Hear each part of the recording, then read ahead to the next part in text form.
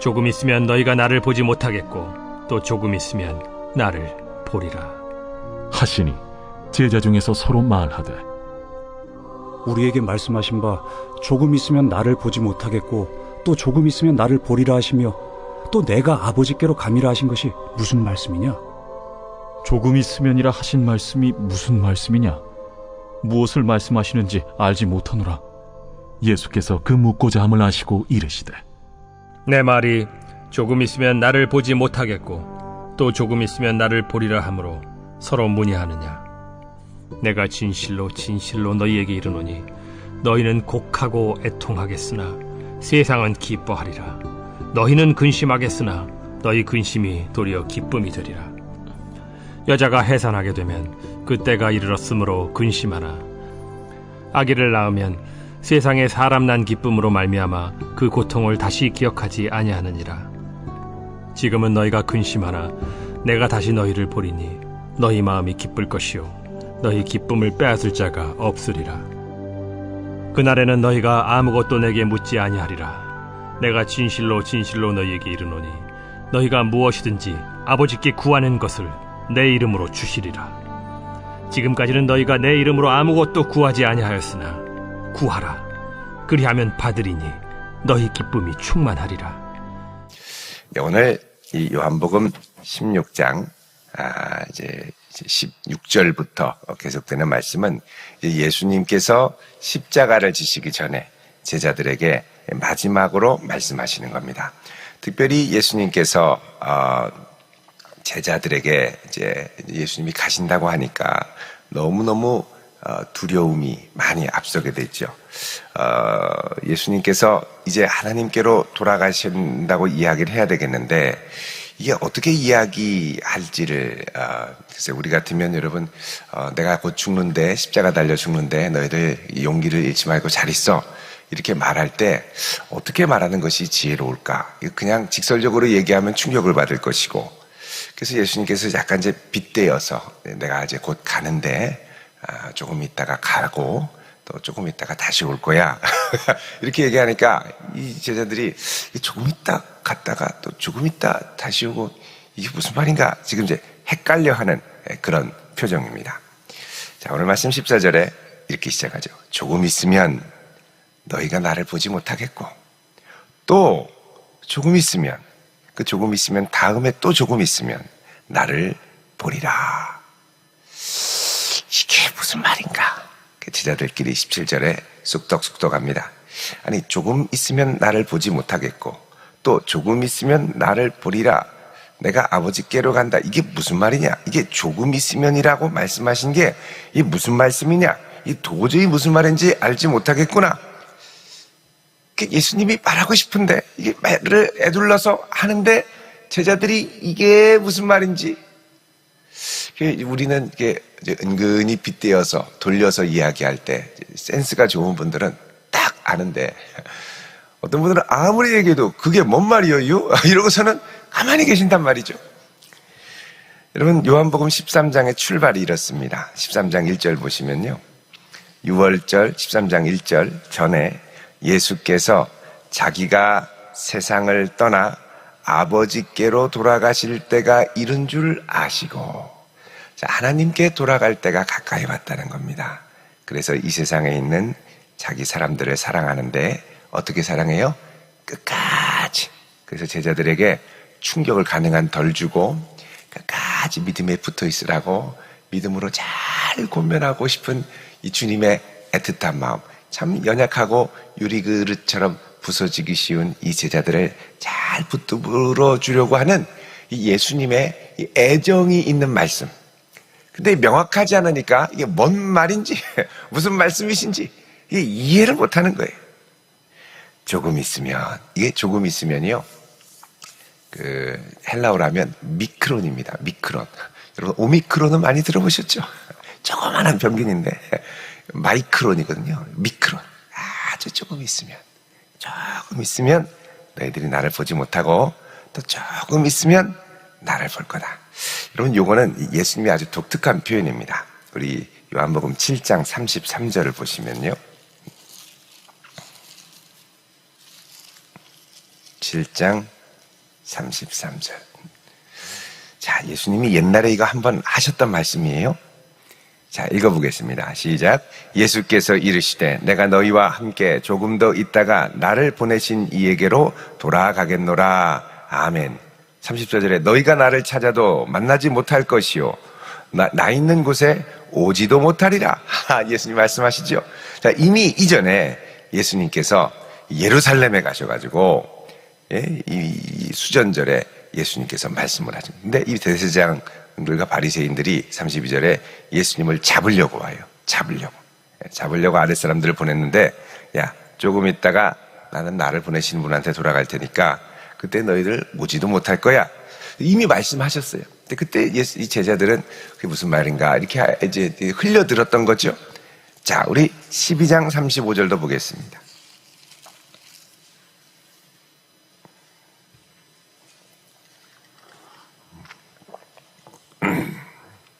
자, 31절에 예수님이 이 세상에 대한 심판이 임했는데 이 세상 임금이 쫓겨날 것이다. 내가 땅에서 들리면 모든 사람을 내게로 이끌겠노라. 자, 이 말씀은 나중에 제자들이 깨닫고 보니 어떠한 죽음으로 죽을 것, 그러니까 십자가로 죽으실 것을 미리 보여주셨다는 겁니다. 그러자 무리들이 아니 그리스도가 율법에는 영원히 계신다고 했는데 어떻게 인자가 들려야 하겠느냐? 이 인자는 누구냐? 그러자 예수님이 35절 같이 읽습니다. 시작. 예수께서 이르시되 아직 잠시 동안 빛이 너희 중에 있으니 빛이 있을 동안에 다녀 어둠에 다니지 않게 하라. 어둠에 다니는 자는 그 가는 곳을 알지 못함이라. 아멘. 자, 여기 보면 아직 잠시 동안 이렇게 되어 있습니다. 여기 잠시 동안이 헬라어로 미크론입니다. 미크론. 조금 있으면 이런 말을 이제 여기서는 잠시 동안으로 돼 있고 또 오늘 본문에는 조금 있으면으로 이제 똑같은 이 헬라어를 다르게 표현한 거죠. 잠시 동안 그리고 조금 있으면. 자, 잠시 동안 조금 있으면 너희 중에 아직 빛이 잠깐 있는데 조금 지나면 이 빛이 없어질 거다. 또 이렇게 예수님이 말씀하시죠. 그리고서 이제 13장 33절에 보시면 13장 33절에 이렇게 말씀하죠. 작은 자들아 소자야 내가 아직 잠시 너희와 함께 있겠노라. 자, 여기 아직 잠시 있겠다. 이것도 미크론입니다. 잠깐 있겠다. 지금 계속 예수님이 말씀하신 거죠. 13장 33절도 보시면 예, 지금 봤죠? 예, 이렇게 말씀을 하시죠. 14장 19절 보시면 이렇게 말씀하죠. 내가 너희를 고아와 같이 버려두지 않고 너희에게로 올 거다. 그러면서 조금 있으면 세상은 나를 다지 못할 것이로되 너희는 나를 볼 것이다. 조금 있으면 세상은 못 보지만 너희는 나를 볼 것이다. 예수님 부활하신 거죠. 부활하신. 자, 그래서 조금 있으면 계속 조금 있으면이라고 얘기하는데 이 제자들은 야, 이게 무슨 말이냐. 이게 조금 있으면이라니 이게 무슨 말인지 모르겠다. 이렇게 얘기를 하는 거죠. 여러분, 이게 예수님의 입장에서 볼 때는 십자가를 지는 거 정말 힘든 일이지만 잠시 지나고 나면 부활해서 제자들과를 보시며 영원토록 우리와 함께 계실 것을 보셨던 거죠. 그 잠깐입니다. 십자가에. 근데 그 고난의 시간이 제자들도 그렇고 예수님도 그렇고 그 안에 들어가면 상당히 긴 시간이죠. 고난의 시간은 긴 시간입니다. 예수님 지나가기 싫은 시간이고, 근데 예수님께서는 이것을 믿음으로 어떻게 해요? 조금 잠시 동안으로 보신 거죠. 여러분, 우리에게 있는 고난과 어려움의 시기가 닥쳐올 때 항상 드는 생각은 야, 이거 언제까지 이래야 되느냐?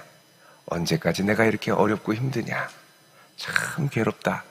이거 언제 끝날까? 항상 하는 기도가 뭡니까? 언제까지니까죠. 그런데 그 언제까지니까도 주님의 손에 붙들리면 잠시 동안으로 바뀔 줄로 믿습니다. 잠시 있다가 다 지나가고 나서 보면 그 참 잠시였네. 이렇게 회상하며 다시는 겪고 싶지 않은 그러나 잠시 동안인 그런 시간으로 바뀌게 될 줄로 믿습니다. 자, 19절에 예수님께서 제자들이 자기들끼리 수덕수덕 하는 걸 보시고, 야, 내 말이 조금 있으면 나를 보지 못하겠고, 19절에 또 조금 있으면 나를 보리라 이렇게 얘기하니까 너희들끼리 이게 뭐냐고 이제 수덕수덕 되지 않느냐?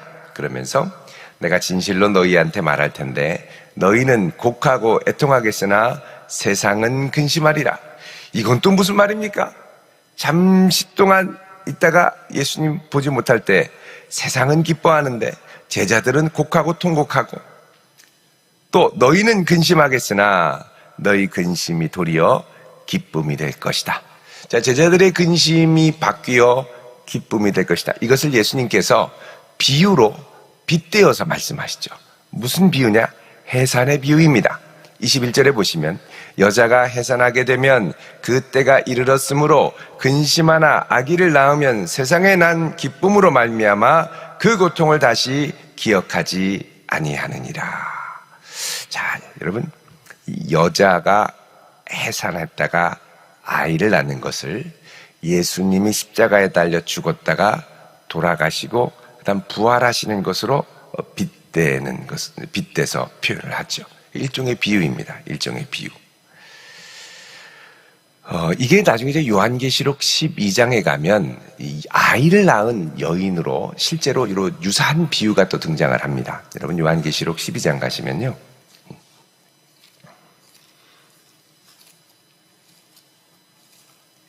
요한계시록 12장에 1절에 2절에 이 여자가 아이를 베어 해산하게 되매 아파서 애를 쓰며 부르짖더라. 근데 이 여자가 누구냐? 해를 옷 입고 발 아래 다리 있고 머리에 12별의 관을 썼다. 해달별. 해달별은 요셉의 꿈 가운데 나오는 해달별이죠. 다른 말로 하면 구약의 이스라엘 12지파를 의미합니다. 구약의 12지파를 입은 여인, 다른 말로 하면 구약에서 메시아를 기다리는 교회를 말하죠. 이 구약의 교회가 그리스도 예수를, 다윗의 후손으로 오시는, 유다의 후손으로 오시는 예수 그리스도를 잉태하여 해산하게 될 때 아파서 애를 쓰며 부르짖더라. 그리스도께서 나오시는 과정이, 그리스도가 이 땅에 오시는 과정이 산고의 과정이었죠. 헤로드 왕이 죽이고 또 이 땅의 공생의 사역을 끝내고 십자가 지실 때도 어떻습니까? 고통스럽게. 그래서 이 해산이 그리스도 예수의 탄생과 죽음과 부활. 그래서 계시록 12장을 보면 2절 이후에 이 애를 써서 보였는데 이 아이가 5절에 여자가 아들을 낳았더니 철장 권세로 만국을 다스리고 이 아이가 곧바로 하나님 앞과 보좌 앞으로 올려가는 것으로 얘기를 하죠. 그러니까 여기에는 뭐가 아주 거의 짧게 생략됐느냐? 예수님의 십자가와 부활이 생략이 되어 있습니다. 이 앞에 있는 해산의 고통 안에 이게 이제 포함이 되는 것이죠. 자, 다시 요한복음 16장으로 오시면요. 그래서 이렇게 해산하는 고통, 그리스도의 십자가와 이 부활의 고통, 자, 이것을 십자가의 고통, 이것을 이제 예수님이 여인의 해산으로 비유를 하시죠. 22절에 지금은 너희가 근심하나 내가 다시 너희를 보리니 너희 마음이 기쁠 것이요 너희 기쁨을 빼앗을 자가 없으리라. 자, 이제 예수님이 부활해서 제자들에게 오면 이들에게 기쁨이 오는데 이 기쁨의 특징이 뭐냐? 이 세상 그 무엇으로도 빼앗기지 않는 기쁨, 그 기쁨을 빼앗을 자가 없으리라 라고 말씀하죠. 자, 이 기쁨은 성령 안에서 경험하는 기쁨이죠. 성령이 주시는 기쁨. 부활하신 예수님을 성령 안에서 만난 사람은 그 기쁨을 세상 그 무엇과도 뺏길 수가 없습니다. 자, 23절에 그날에는 너희가 아무것도 내게 묻지 아니하리라. 내가 진실로 너희에게 이르노니 너희가 무엇이든지 아버지께 구하는 것을 내 이름으로 주시리라. 자, 이제부터 부활 승천하신 이후에는 특별한 선물을 주는데 그건 뭐냐? 이제부터는 예수 이름으로 기도할 수 있다는 겁니다. 여태까지는 너희들이 예수님의 이름으로 아무것도 기도하지 않았는데 이제부터는 너희들이 24절에 구하라 그리하면 받으리니 너희 기쁨이 충만하리라 그러죠. 충만하리라. 자, 이제부터는 너희들이 예수 이름으로 간절히 구하면 주님께서 충만한 은혜로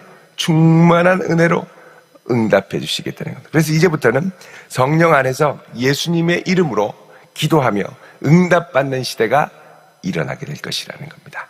자, 이 모든 놀라운 선물이 일어나는 과정이 예수님의 인식, 시간 인식에 따르면 조금 있으면 그러니까 여러분, 이게 시간을 통해서 우리에게 드러나는데, 이 시간을 통과하는 과정은 너무 힘들지만 이제 이 시간이 지나가고 나서 주님이 말씀하신 것이 이거였구나라는 것을 이제 알게 되죠. 그래서 시간을 통하여 소중한 것들이 드러날 때, 그 시간을 통과하는 순간은 힘들고 어렵지만 지나고 날 때는 항상 조금, 잠깐 동안이었다는 것입니다.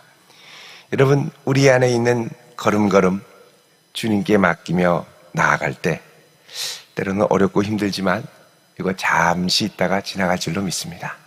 잠시 있으면 우리가 예수의 이름으로 구하고 눈물로 기도했던 것들을 우리 주님께서 응답하시고 역사하실 때가 반드시 찾아올 것을 믿고 이 아침도 그 주님께 믿음으로 간구하며 기도하는 성도 될 수 있기를 주님의 이름으로 축원드립니다.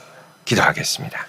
거룩하신 아버지 하나님, 예수의 이름으로 구하는 백성들, 이 아침 주 앞에 간구할 때 오셔서 들으시고 응답하사 함께하여 주시옵소서. 예수님의 이름으로 기도드립니다.